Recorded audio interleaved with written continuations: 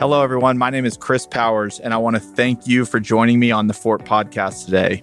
This show is an open-ended discussion and journey covering real estate, business, entrepreneurship, and investing. I would love to hear from you by tweeting me at Fort Worth Chris on Twitter. Hey guys, it's Chris. Thank you so much for joining me today on the Fort. Today, I'm sitting down with my partner, Jason Baxter, again, and we are going to talk about how to assemble and entitle infill land to create value.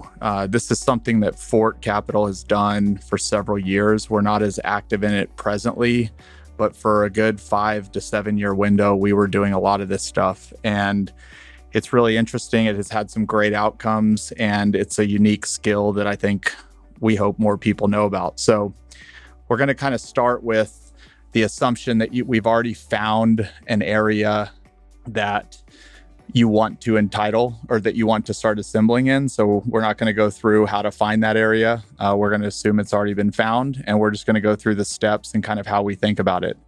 So again, this is how to assemble and entitle land. And it also has an assumption that everything that you are assembling to begin with is unentitled. So we'll start by asking kind of Jason, and this will just be a conversation. What is the due diligence that we do ahead of time before we start buying unentitled property? There's a lot that we do to get really comfortable that we will be able to entitle. But for folks that are in real estate, entitlements are not a guarantee. It's a risk. You could buy things that you think you can entitle and you don't end up doing it.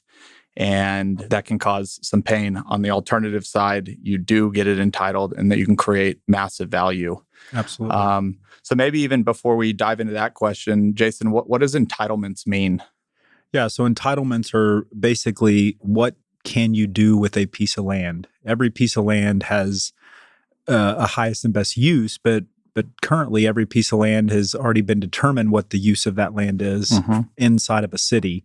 You get out into the counties, a lot of that land has not been determined yet, but in any government city, there is entitlements that have been established, which create zoning and building ordinances and all those things that tell you what you can do with that piece of land. Yep.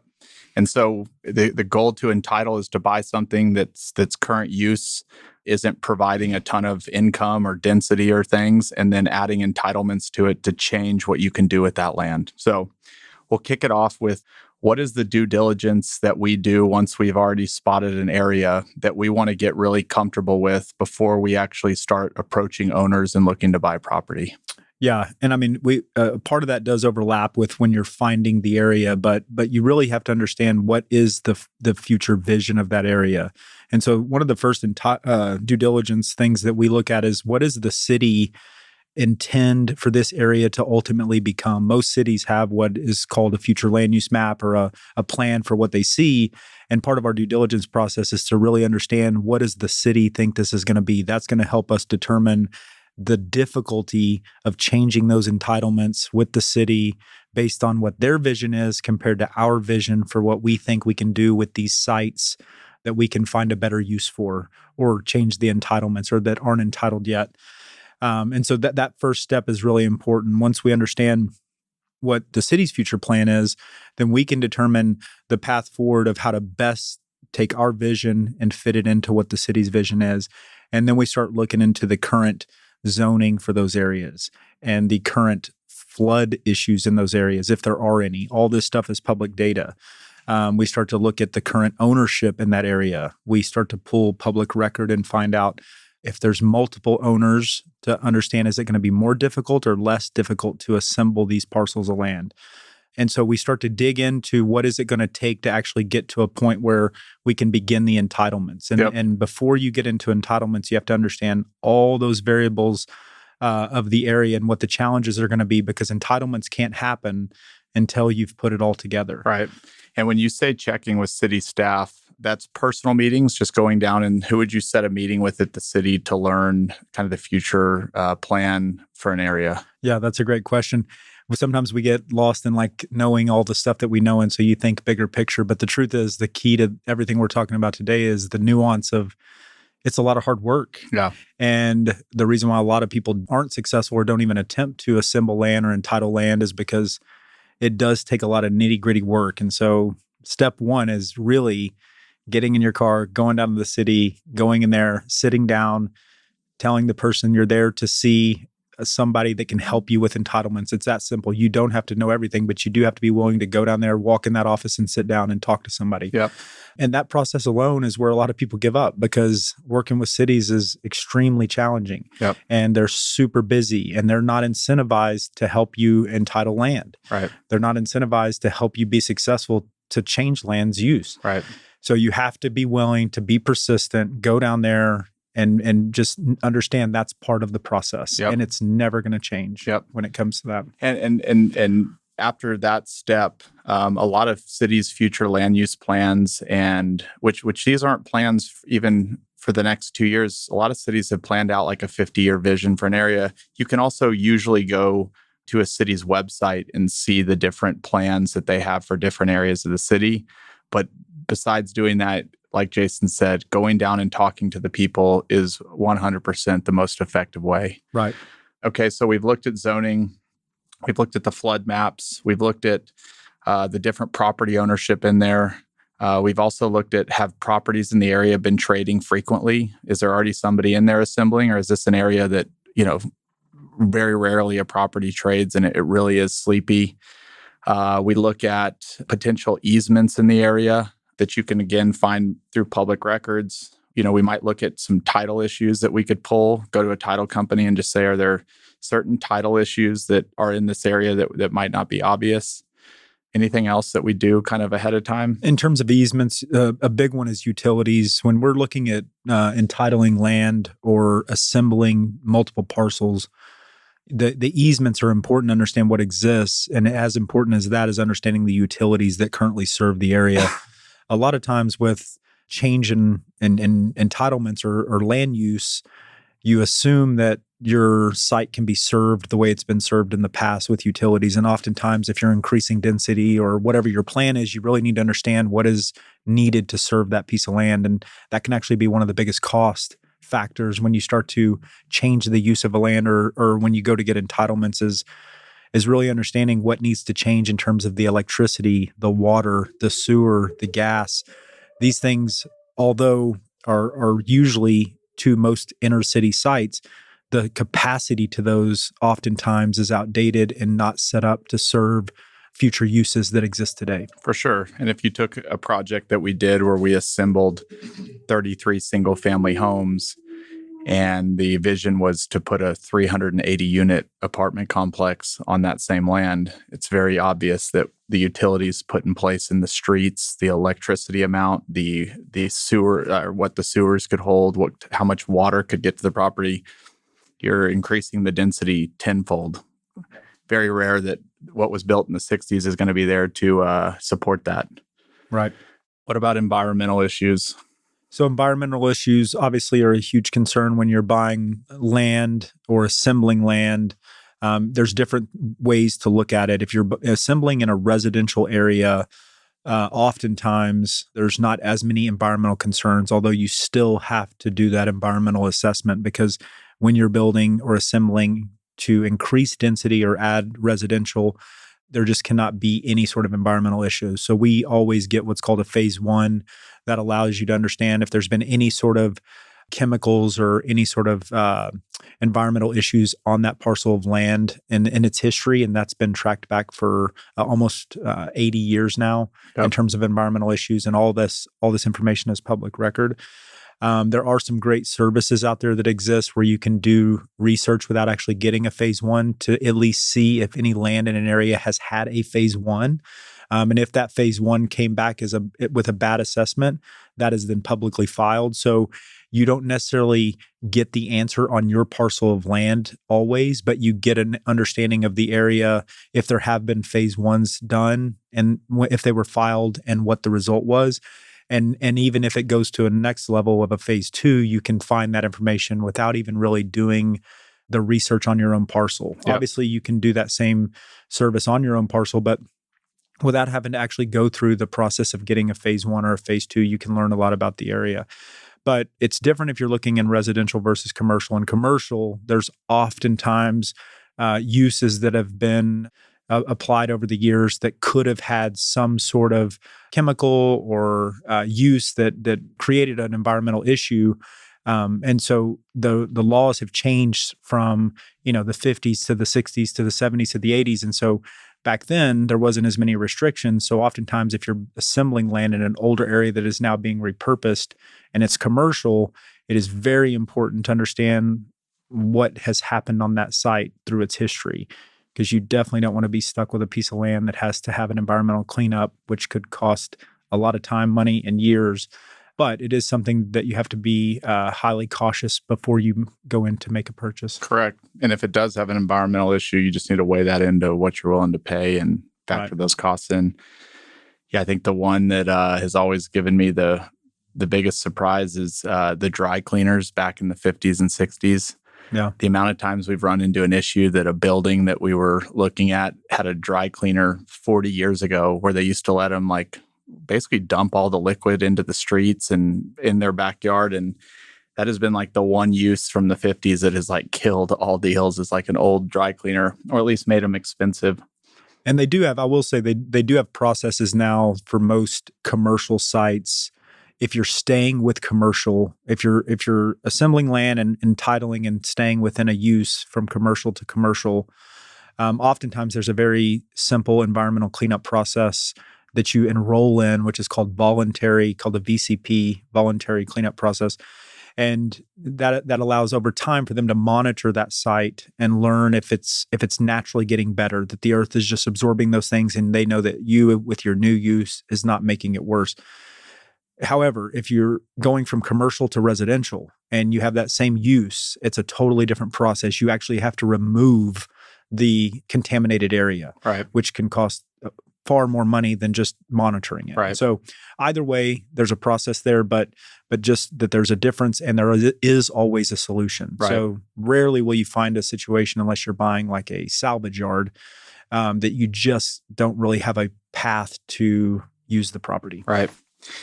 And so now we've done all our due diligence. We've kind of checked the boxes that we need to feel comfortable that we can go start buying this unentitled. And so now we're trying to figure out what can we pay for this and what makes sense. And a lot of that is how much are you going to assemble? One way to think about kind of density and where you can create a lot of value when you're entitling is, 1 acre in a small town with the type of uses in that town and what people pay in rents. And, you might just take 1 acre and put a house on it. And that makes the lot worth whatever homes sell for, but really no more than that. But an acre of land in downtown New York City, you can build a 150-story building with thousands of people that live in it and retail and all these mix of uses.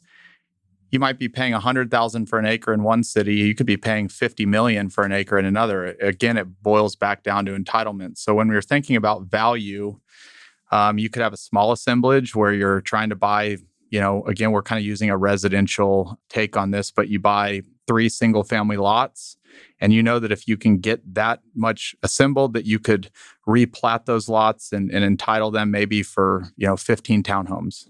That has one price. But you couldn't assemble 3 lots and build a big multifamily community. And so value really comes to how much can you sell the future site for, and you just back into that by going, what are townhome developers willing to pay for a lot that's fully entitled?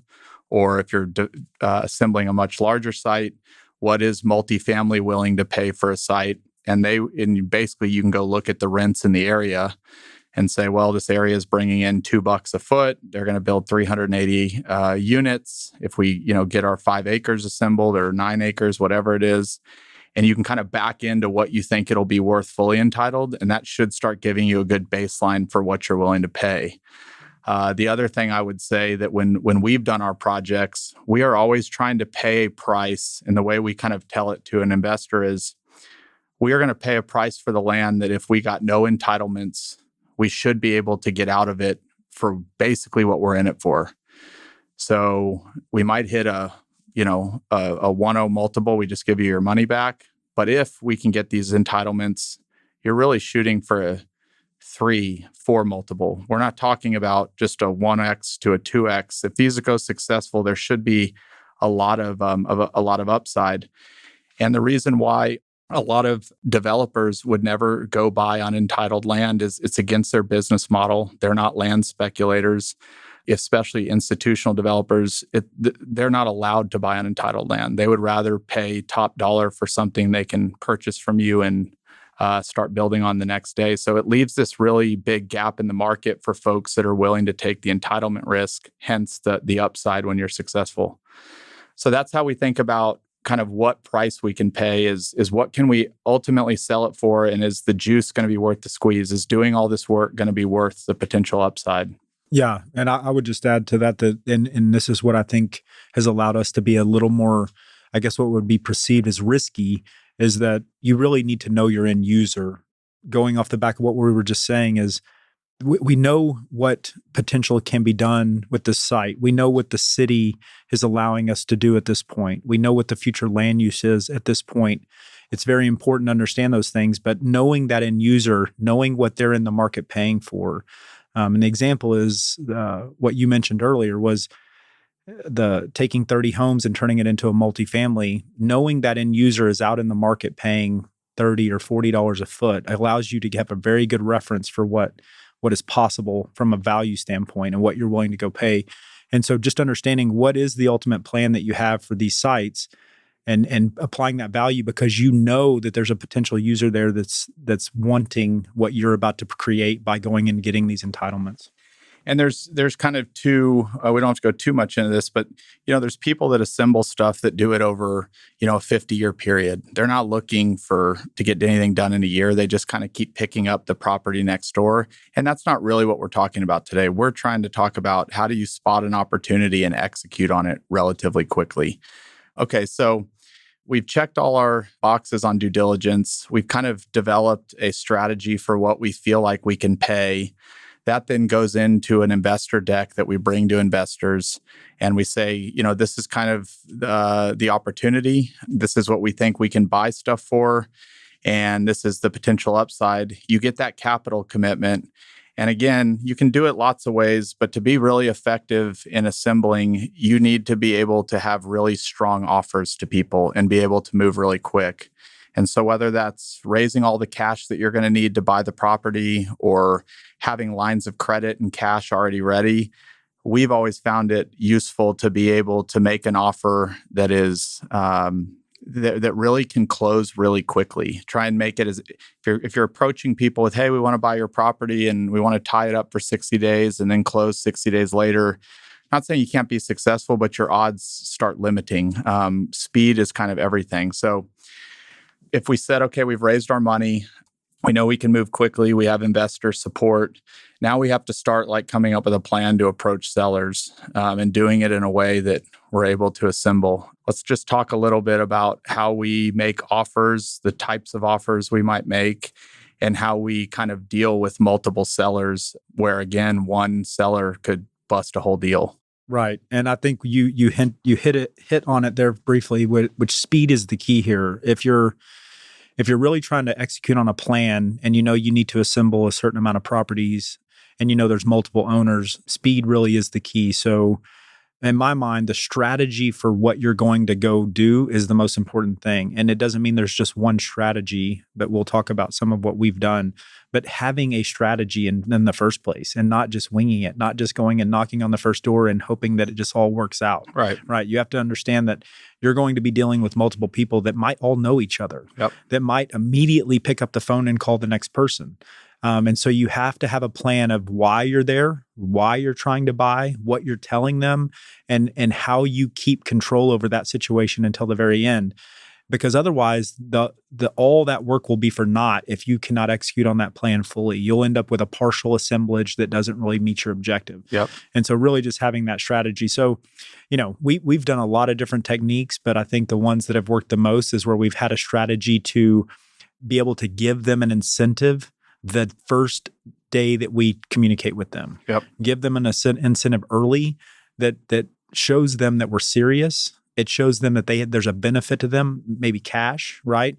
And that we make it easy for them. We make it easy for them where we're not asking them to move out immediately. We're not asking them to make a huge life change. We're saying, we're interested in purchasing your property. This is why. And for that, we're willing to give you an incentive today, and you don't even have to make a decision or change your life today. Yep. But we want you to know that we're this serious. And the example of that is we may offer $5,000 today, earnest money, that they get cash in their pocket for the contract, and they can live there for 6 months free rent until we decide what is going to happen with the property. That's a very enticing thing. And so that allows us to get a property under contract. And the other part of that is that we're also going and making very fair offers. We understand what the market is at that time. Now, granted, we're hoping to execute on our plan and take the risk and increase the value. But at the moment, when we walk up to that door or call that owner, at that moment, their land or their house is worth a certain amount.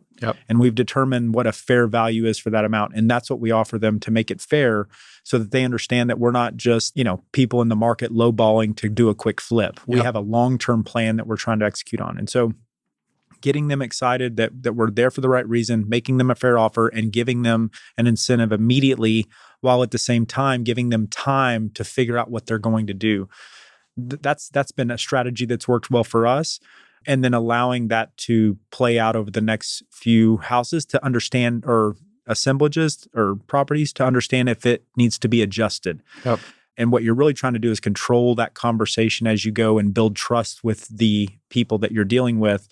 And some other techniques that have helped in that is having clauses in there that they understand that the confidentiality of what you're doing with them is very important, and that the communication with anyone outside of this agreement that you're making with them could jeopardize your ability to close on their property or to give them the cash that you're about to give them.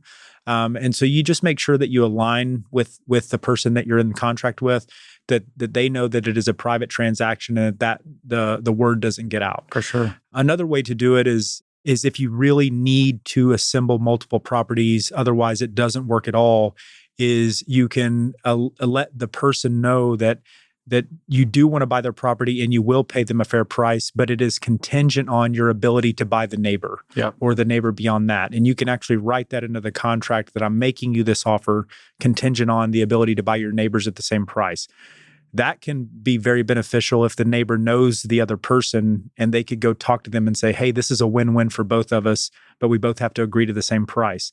That keeps everybody on a level playing field, because now the neighbors know that they could mess the whole thing up if they don't all agree to the same price. Correct. And so you can work different angles, but the key there is having a strategy. For sure. So, we go in, we make these offers, like you said, they're all cash. We put $5,000 in earnest money at the title company. As soon as the contract's executed, we tell the title company to release that to you. So cash day one, we'll close in a week, and you can live there 6 months to a year for free, which gives you the money you need and plenty of time to figure out what your next move is going to be. When we're looking at the area also, again, this really depends on how much you're assembling. If you're just assembling a few lots to turn 3 single-family homes into townhomes, it's different. If you're trying to assemble 32 lots, that the challenge kind of grows even more. The larger your assemblage is, it's pretty easy to identify like which pieces of property are absolutely critical. Like if we can't get these, the other 32 don't matter. And so it's just another kind of thing that we do and that we recommend the larger your assemblages is, what are the pieces that if you don't get, it doesn't work? If you go start buying everything that works, but it only works if these other ones sell and they don't end up selling, that's a bust. Second thing, in determining your price, let's just say you said we can pay an average of, $10 a foot. You have to, even if you put confidentiality clauses and you tell people that, this is a strict private negotiation, you still can't just depend on that always being the case. And so, again, not that you're looking to underpay somebody, but the goal isn't to buy everybody for $10 a foot. It's to buy some people at $5 a foot, some at 7, maybe some at 12, some at 15. But the average at the end has to be 10. And so we always recommend, on your first offers out the gate, you're trying to be well below that average. So it gives you more flexibility, because the longer you're in the assemblage, the more that things could go against you as the assembler. Right. And price will creep up as people start to see change, or people the word will get out, to your point. I think the key is understanding the area when you come in and understanding that the price that you're ultimately targeting is going to be higher than what the base is today, which gives you that flexibility. You're going in and what is perceived to be lower offers is still close to market at that time. Right. It just changes rather quickly when you're in a redeveloping area. Correct. And if you're a real estate business, a professional real estate company, a lot of times we'll use kind of shell entities to present the offer. If we put Fort Capital on everything and they go to Fort Capital's website, again, okay, something's going on, professional real estate investor. And so we've created lots of entities that will buy in that don't necessarily point back to Fort Capital, and it gives the assembler kind of a more simple playing field. Right. And we've used third-party, real estate experts and things that maybe don't necessarily look like we're in there doing it, that they can go in and do the same thing we're doing on behalf of us. Yep. That's if you're in those larger assemblages where it's a lot of work, first off, so you need more people. But second, it helps spread out that it's not just one person in here just trying to buy everything. Right. And it does become a challenge. But back to your point, I would always recommend starting with the most important properties first. For sure. And if you can't get those, you need to rethink what the strategy is. For sure. And if you really, you can pick a timetable, but if you said, we have 90 days to complete the assemblage, or, the first 30 days are the easy buys. Those are the people that were willing to sell. They like their offer, they're gone. Kind of by the second 30 days, maybe the neighborhood association's now aware of things. The word's kind of gotten out that it's going on. You still have multiple sellers, but they're kind of taking time, and maybe prices are starting to creep up. And so you're hoping your first 30 days, you're really getting your basis low. The next 30 days, that basis might start to creep up as you're starting to deal with maybe more sophistication and everything going on. And then your last 90 days is really spent maybe on that one or two holdout that says they'll sell, but it's going to take a while. But the more you can get done soon, the better chance you have of having an effective assemblage. Absolutely. And the sellers are one aspect in terms of, trying to control the price and allow you to move quickly. But what really happens in our world is that as soon as those transactions start to take place and title gets ran and closings happen, the word gets out rather quickly in the real estate industry. So there's other brokers, there's other real estate investors that start to pick up on what's going on. And if you don't move quickly, you don't necessarily have to worry about a seller not selling. What you have to worry about is another real estate investor getting in your way, or coming in and trying to get control of a piece that you're going to need because they know that that's going to be value. Yep. And so a lot of times it's as much moving fast so that you control the communication and get through the process quickly to make sure that your project's going to be feasible in terms of cost, as it is to make sure that another smart investor doesn't show up and jump in the middle. And it's exactly what you just said, and how we've done it. This might not be how everybody does it, but we hire a team, whether it's people already on our staff or, like you said, kind of third-party contractors. We have everybody sign a confidentiality agreement so that we're all, the worst thing that can happen is, again, no offense to a broker, but we've never hired a third-party broker to go start doing it, because that broker might go back and tell every other agent, hey, I'm representing Fort and trying to assemble this. The word can spread quick. And so keeping things close to the vest and trying to be in stealth mode as long as possible is ultimately the most effective way to get something done. If you start bringing in third-party agents and assigning them to try and go buy it, we've seen almost every time it just never really works out. You got to be willing to do it internally. And taking one step further than that, we literally have boots on the ground that go knock on doors, talk to people directly. We're not blasting mailers out or some postcard. We are showing up at your doorstep with an offer. We're building a relationship, and we're trying to do it as quickly as we can. Absolutely. And that point you just made there at the end in terms of showing up at the door, that is the most critical component, is the fact that we do the hard work, which is we have a strategy, but we are going to be out there on the ground every day, showing up with a contract ready to go. We don't show up at these potential acquisitions not prepared, right? We show up with a contract ready to make an offer. We know what we're going to make an offer if they're ready. And the point there is just showing them that you're serious.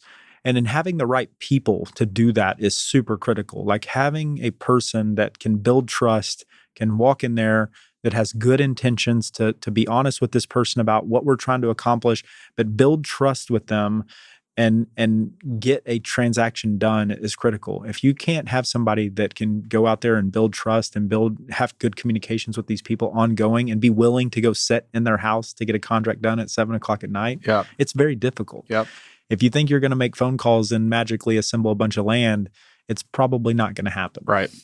And, a lot of people, when we were putting questions together for this, just a lot of people just said, is it worth the time and the cost and the effort? And I don't think it can be understated. It is a lot of effort. It does take time. There is risk. And so when you're underwriting this deal, kind of going back to what we said earlier, is if you're just trying to make a 15 or 20% return, go buy a building and lease it to somebody. There's far easier ways to get to that type of return. If you're really not looking to try and make a 3x, a 4x, something that is just obviously outsized, then it's probably not going to be it's not going to be worth the time. Go spend it trying to buy a building and leasing it to a tenant. It's a much easier lifestyle, a lot less headaches. These require a lot of work. And again, if you're successful, they provide unbelievable upside. Absolutely. It takes a vision. It takes a lot of persistence. It takes a ton of patience.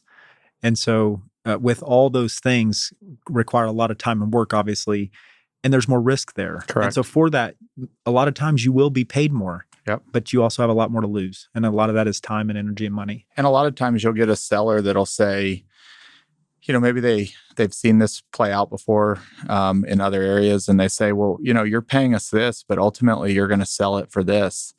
And a lot of it is educating the seller with, we can only sell it for that if we get everything bought, everything entitled. And so you're not going to be able to sell it as an individual for the exact same price that we are, because your land isn't entitled. It doesn't fit the future buyer's need. It only works if we buy you. So a lot of people get stuck on, well, we know you're going to sell it for a lot more, or more, a lot more, whatever you want to say, but it's not apples to apples. It only works if everything works. It doesn't work, lot by lot, deal by deal. Absolutely.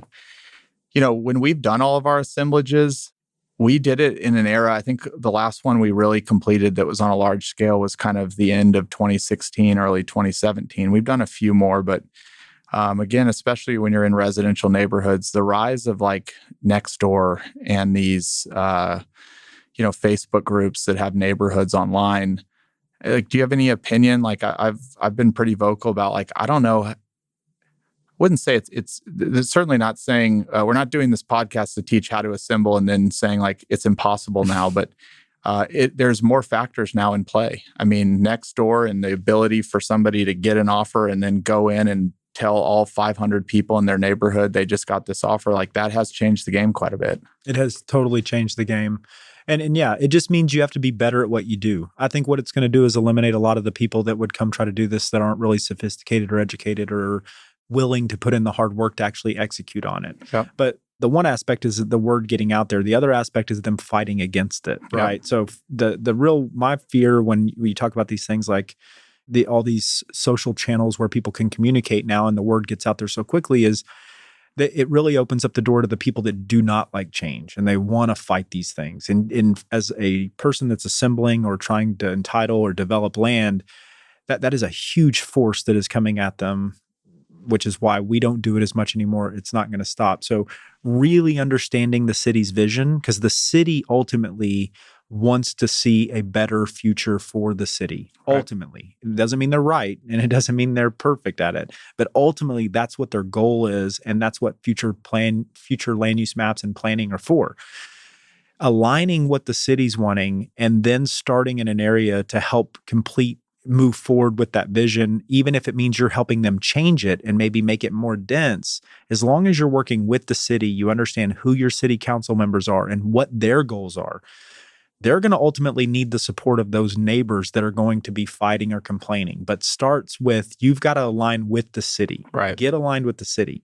Then sell that vision to that neighborhood. Right. If you don't take that step, then you're fighting two battles. Because those two will align. Yep. The neighborhood and the city will align because that's where the votes come from. For sure. And so you have to take that step to try to to get in line with the city, sell that vision for the city to help you get the neighborhood on board with what's best for them. Yep. Yeah, if you're starting this out, again, we've said it, just got done saying it, going to the city and aligning is huge. If you feel like your first meeting needs to be to maybe go to a neighborhood association and ask them what they want, almost unequivocally, you will be met with resistance, and people do not like change. And it's not just a Texas thing, or it is everywhere you ever go. And because of social media and the quickness that information flows, you can create an enemy real quick without being really educated. And like you said, getting both parties to start aligning. Yeah, it takes a lot of education is really what it takes. Okay, so we've executed on our strategy. We were able to buy. We own all this unentitled land now. And now it's time to start getting entitlements. And we've done it kind of both ways. You can begin getting entitlements, but almost always in an infill development where you usually don't have a perfect piece of land, and you might have easements and things like that. You can only entitle so much before you might be doing extra work that a future developer buyer might go back and change if they have a slight different use of how they would lay their site out. So maybe let's just talk a little bit about the things that we do once we've bought, and then what it's like to enter into a contract with a developer and like what to expect. They're not quick contracts. Right. So on the entitlement side, if we start there, what we try to do is just understand what is that future vision and what do we intend to do with this site? Who's our end user going to be? So we can determine. What we've done is we've taken that future land use map and utilized that to our advantage to help the city understand what this future vision is, which means no matter what end user comes in, we can align with what they can do with the city ahead of time. So when they go in to get the entitlements, it's not that we have a guaranteed yes, but we're way further down the road that we know what is possible on that site. And so starting with that underlying what the city wants and making sure that once we've assembled that we take that back to the city so that they understand what the intention is now.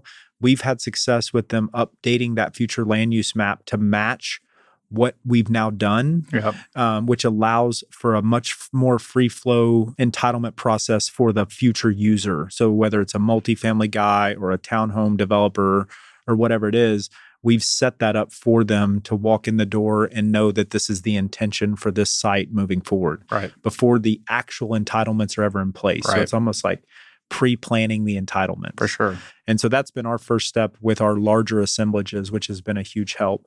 And then we go to, it's like you said, we've done that. We've done all the work, and then we might go hire a broker and say, like, this is a great multifamily site. Here's why. Again, city's aligned with it. We already own the land. And most developers, whether they're institutional or all of our work has been to sell to institutional developers. There's really nobody else building 350 unit apartment complexes. They're either institutional or they're very large companies. They are willing to enter a contract where they're willing to put up the dollars and the risk to pursue all the entitlements.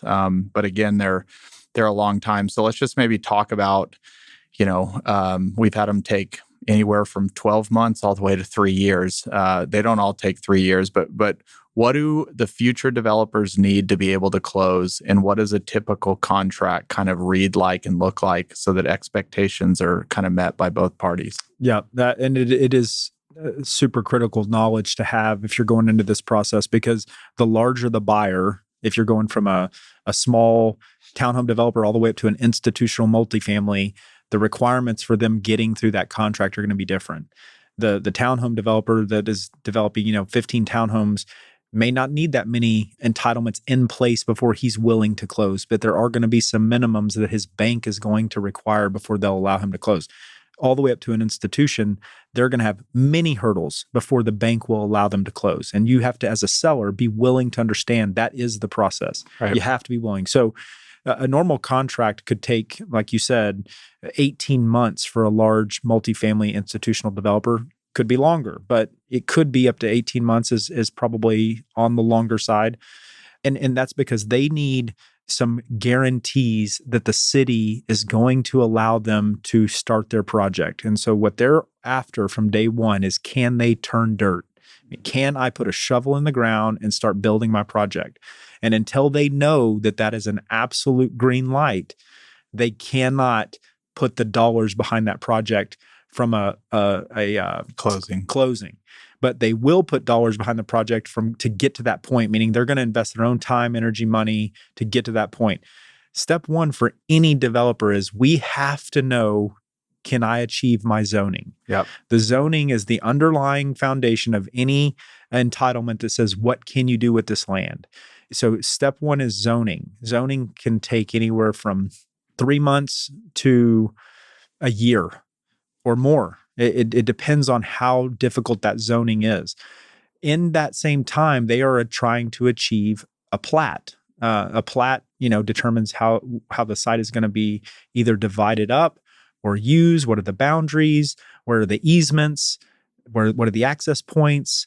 Does it meet the standards of the city in terms of the land use? Does it meet all the requirements? So those things run concurrently, but those hurdles have to be met. So at each one of those stages, the buyer gets more and more comfortable with their ability to close on the transaction. And so the steps can be zoning and then plat approval. And typically by that point, they've gone hard with their money. And then you're in a phase where they have earnest money that is hard, but they can't close until they have a signed final plat.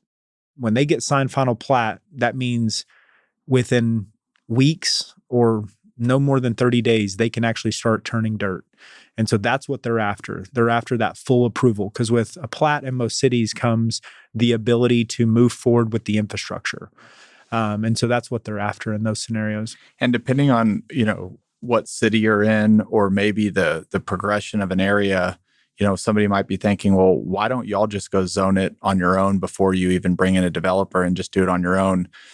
I would say maybe 3 scenarios. One, if the zoning's already in place, like while you're buying it, then you're probably not getting a great buy to begin with. Mm-hmm. So it's on entitled. 2, if the city won't allow you to just kind of come in and say like, hey, I want zoning, I want this zoning. A lot of times they're just going to say, well, show us a real project. You can't just blanket zone and just do it to do it. Mm-hmm. And so again, often it is even though the city has conceptually agreed that this type of zoning should exist, once, the developer shows up, that zoning process could take 30 days if the neighborhood's in agreement and the city already likes it.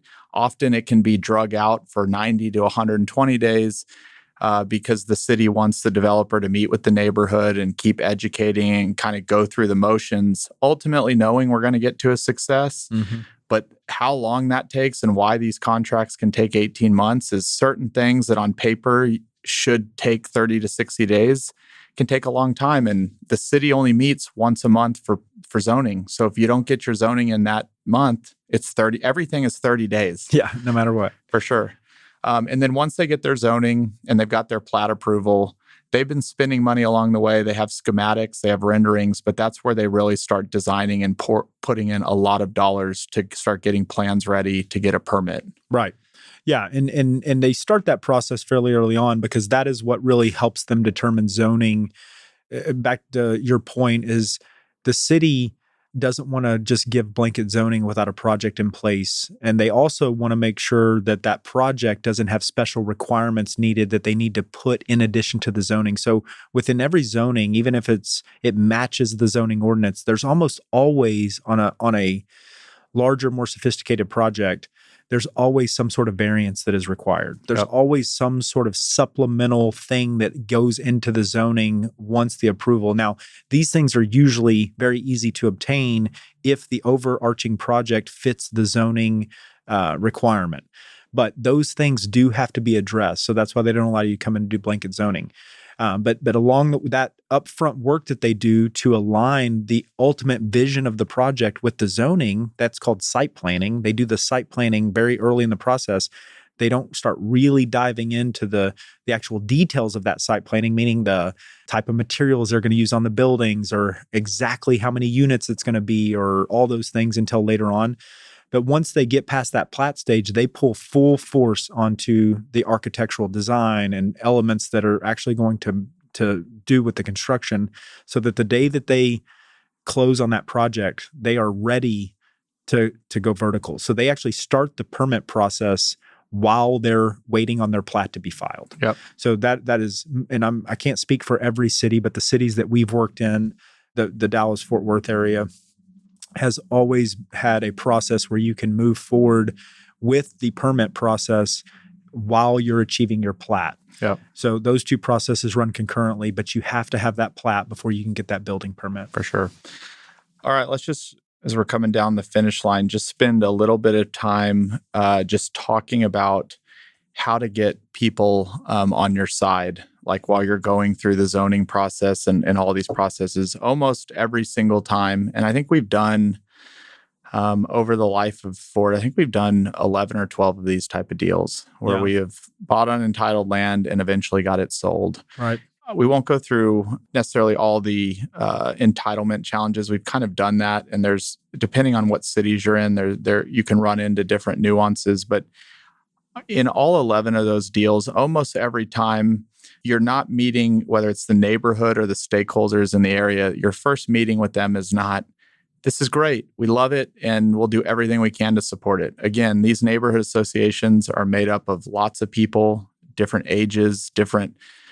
Some people have lived there for 50 years and want it to look like that for the next 50 years. Some might be new and want to see change that could create value for the area, and their real estate's worth more.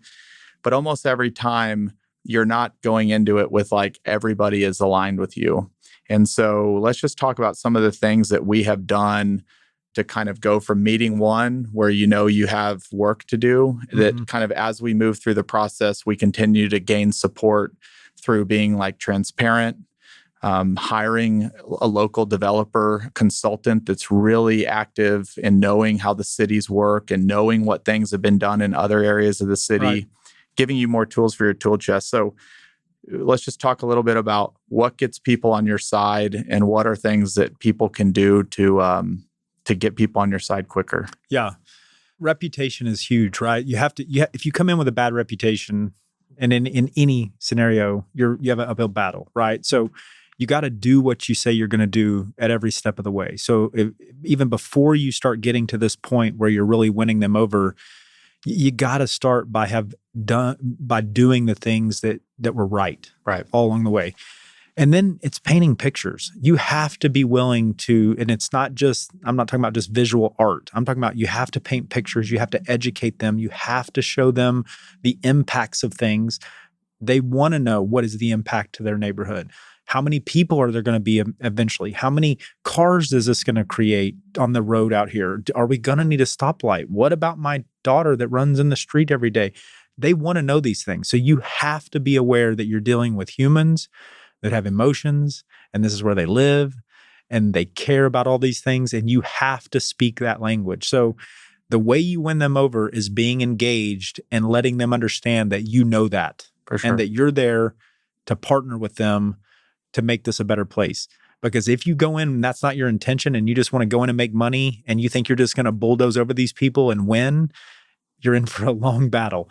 And 90% of the time, they're going to win. For sure. Because the city doesn't want to see that happen. The city's always going to ask you to work with these individuals, which is the right thing to do. So as a developer or as a person buying land, you have to get in there and work with the neighborhood, show them what the path is, bring in the examples. They love to see what the future looks like if you can show them in a real form. Right. So back to pictures and imagery, it is important. If you can paint them a picture, get some renderings done, show them the vision, it's hugely helpful because they will also give you feedback, and you can use that feedback to then adjust. Right. The way we operated in the beginning was to find those key stakeholders, find the key individuals in the area, the key homeowners or business owners that we thought were going to have the loudest voice, right? Meaning that they cared the most, and we got them together and we said, what do you want to see for this area, right? Even though we might have already had a vision. We already had a vision. You have to know what their vision is, right? Because if you don't try to align those visions, it's just not going to work. So we did what's called a charrette session where we brought in key stakeholders. We actually called them key stakeholders so they knew that we thought they were important. They could understand that we were taking their opinions seriously, And we actually incorporated a lot of their ideas into our vision of what we were going to do with this land. That little practice allowed the city to see that we were not only just working with the neighborhood, we were actually partnering with the neighborhood to create the vision. For sure. And then even as we got pushed back, fast forward 2 years later, it was always easy to turn back to say how we started, that this was their original plan as well. So it was very hard for anybody to fight against their own plan. For sure. Which was huge. And back to what you said, hand-holding and educating, not that the people that live in these neighborhoods are not really thoughtful and smart people, but they're just living there. Most people are not educated on development. And when you say things like, 4 stories, or you say multifamily, or you always hear, well, there's going to be so much traffic. And it's like, is that just an opinion on traffic? Because a traffic study would say we could build 10 of these things and we haven't met traffic load. And so on one end, you're also getting professional opinions. You're answering their opinions with facts. But the other part is, again, if you're in a development's a little bit weird, especially infill development. It's like if you're going to build, if you're a t-shirt maker and you want to know if you should make these t-shirts, you kind of go to your customers and you, hey, do you like these t-shirts? Yes. Would you buy them for this price? Yes. Great. You start making them. But development's a little bit weird because we know that the urban core is important, that density matters. These cities there's not land anymore to just build these huge single family homes. All the data is showing that, apartments or micro units or more density is more affordable. It's more walkable. It's better for cities in the long term. And so you could go to the future renter of an apartment or the future townhome buyer of a place that you want to build and say, like, if we built these, would you come? And you might get the yes. But when you're going in development, you're often getting your approvals from people that won't be living in those townhomes. They will not be living in those apartments. And so it's just a weird business where the majority of your validation, even though the market is saying, yes, we want it, yes, it needs to be built, those are opinions that say, yeah, we need to go buy the apartments, but to actually get it approved is from a totally different group that is usually has a different opinion. And there's not many businesses where that is necessarily the case. And so even though everything in data and you go to ULI and everybody in town says this is what we need, if the folks in the area aren't there, that's ultimately who you have to focus on. And so again, there's some neighborhoods feel stronger than others, but almost always, and why we've been successful in 11 or 12 of these deals, is we have been really thoughtful and taken an extra amount of time to educate them. We've shown up to meetings. We don't just, we're not just some developer in a high rise that's not showing up and doesn't care about the area. You can't hide. Like, you got to be boots on the ground. And so that kind of wraps up this episode. Again, it's a great way to improve cities. It's a great way to, from an investment perspective, to be successful. Again, it is hard work. I wouldn't encourage everybody and their mother to do it without understanding the risks, but doing it right, aside from the financial rewards, can be great for neighborhoods. It can be great for how a city develops. And if you build a track record of being able to do it, you keep building more trust with the city, your reputation builds. The friction to get it done in the future should continue to get better for you, not harder for you. I agree.